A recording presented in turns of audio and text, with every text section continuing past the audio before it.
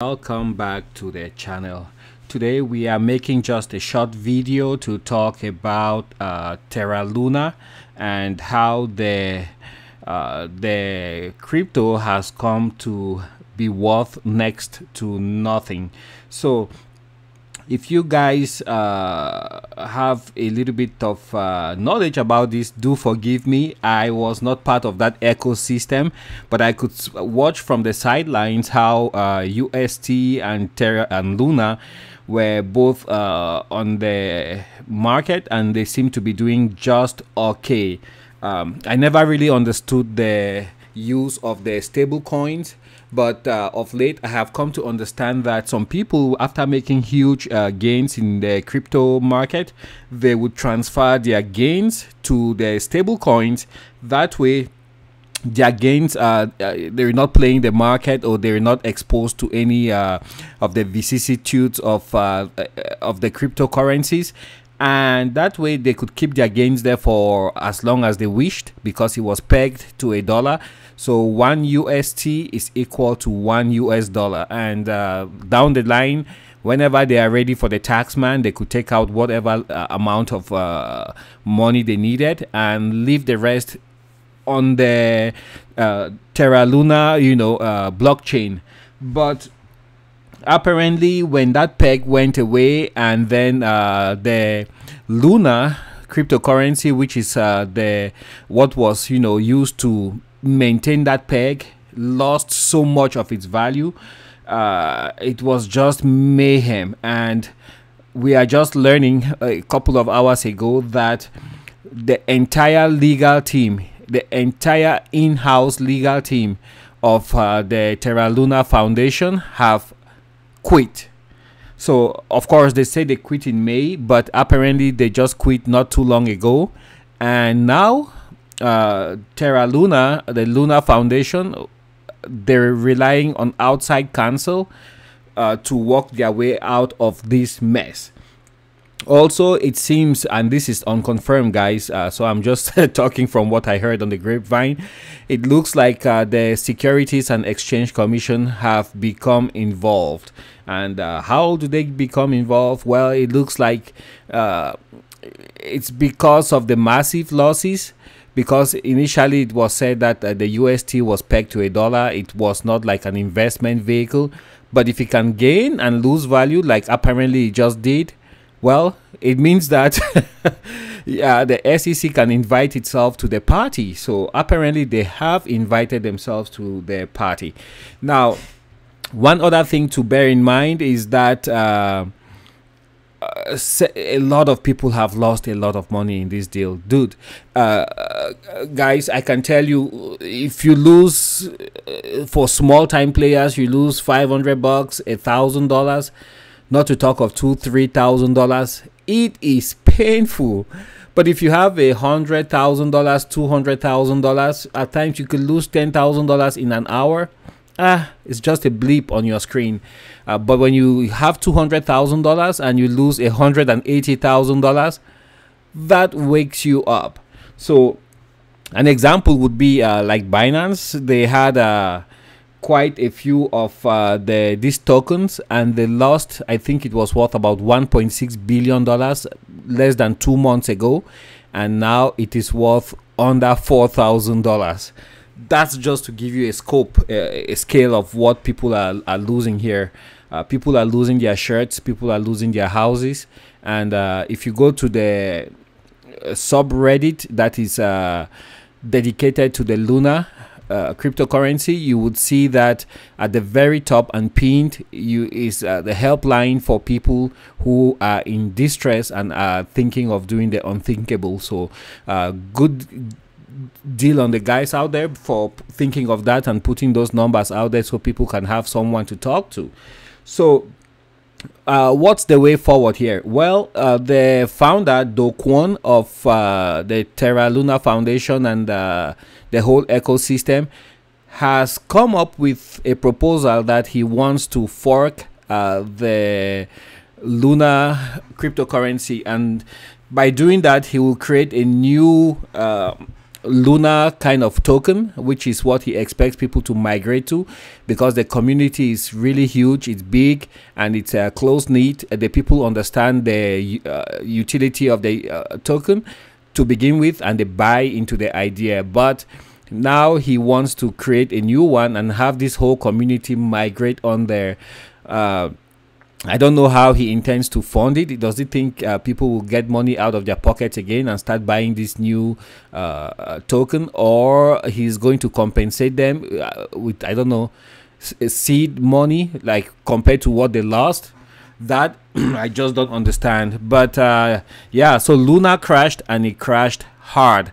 And while it was crashing, they were minting millions and millions of tokens, hoping, I don't know, probably hoping that people with paper hands would sell and leave the ecosystem.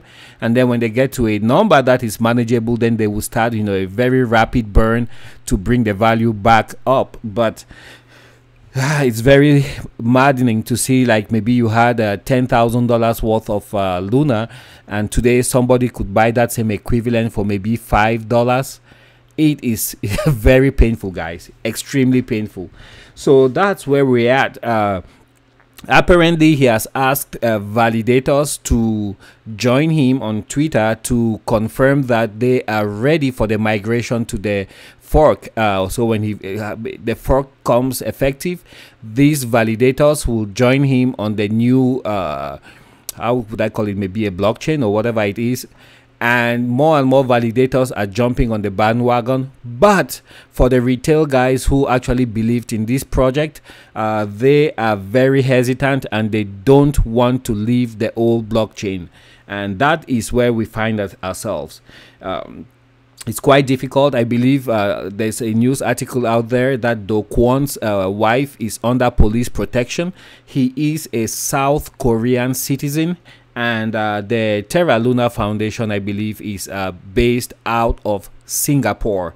So it's a very, very complicated and hot mess. And if Luna is allowed to die, well, guys, guess what? What tells you that tomorrow it won't happen to Bitcoin? What tells you that tomorrow it won't happen to Ethereum? And that is why you have many of the crypto bros, the major bros, you know, they're saying that doing a hard fork, it's not going to work. It won't make the problem disappear, but they have to you know, come with something concrete, because like the owner of Binance, the CEO, he is very vocal, and he's been on Twitter, and he has spoken out clearly that doing a fork will not work to solve this problem. So that's where we find ourselves. You guys can see these are some of the validators here. BTC Secure support the launch of the new Terra money chain, you know. Chain layer, he says chain layer commits to validating on the new Terra network. So these are all the validators, and they were called upon to publicly state that they would be supporting the new network once there's the fork takes place. But those are the validators. These are guys who are high up the food chain. So but the retail guys who actually make the bulk of this ecosystem, and who actually make it work, they don't agree with the fork. So we don't know about what's going to happen next, because now nobody believes in Do Kwon's stewardship, including major figures in the crypto world. So that's where we find ourselves today. If you lost money on these guys, please don't take it too terribly. Money is just money. Your life is more important. Your health is more important. You can always start from somewhere, so long as you are alive. You know, there's hope.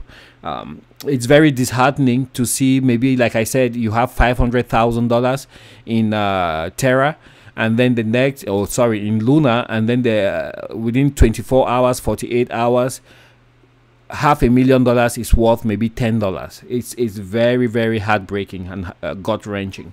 So that's where we find ourselves. And yeah, let me know what you guys think about the crash in the Luna and also the UST depegging. It's a very, very unprecedented situation, and that used to be amongst the top 5 stable coins. So a lot of people had money packed on there, and a lot of people had stuff that they were staking, and that was linked to this ecosystem. So it's really bad, and these are very tough and uncertain economic times. People are hurting, and for people to have this happen to them, I mean, I am fully with them. You know, I feel their pain, and I just hope that things work out for the best. I don't know if this is the best time to even say down cost average, because the leadership of the ecosystem is talking about creating a fork. Whereas, you know, let's say you had $100,000 in Luna last week, and today it's worth just $10. What would be the advice you can give to that person? Throw in another $10 or $20 in a project that seems to have failed. But you know, that's where we find ourselves. $10 or $20 would buy something close to the equivalent of about $100,000 just 2 weeks ago. So what do you tell the person? Buy a lottery ticket or throw in $20 and see what happens? For myself, I think that ultimately Luna will not die. So whatever you put in there today, it might take maybe a year or 2 years, but I think it will bounce back, not completely, but it will get somewhere reasonable where people who have money in the ecosystem will be able to come out, not completely dry, but you know, just a little bit moist. So that's what my take is on this. Do share your thoughts on this matter below, guys. I am very curious as to the insight of other people looking from the outside, or even those who are invested in this project. Thanks for joining me, and bye for now.